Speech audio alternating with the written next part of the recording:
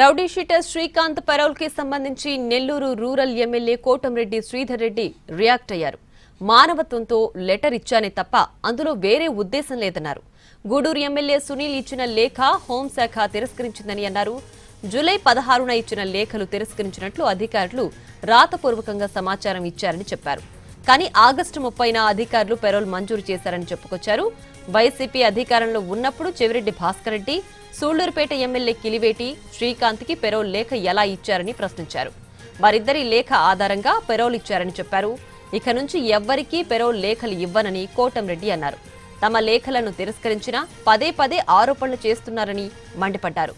Payroll లేఖల కోసం ఎవరూ తన ఆఫీస్కు రావద్దని కోటంరెడ్డి విజ్ఞప్తి చేశారు.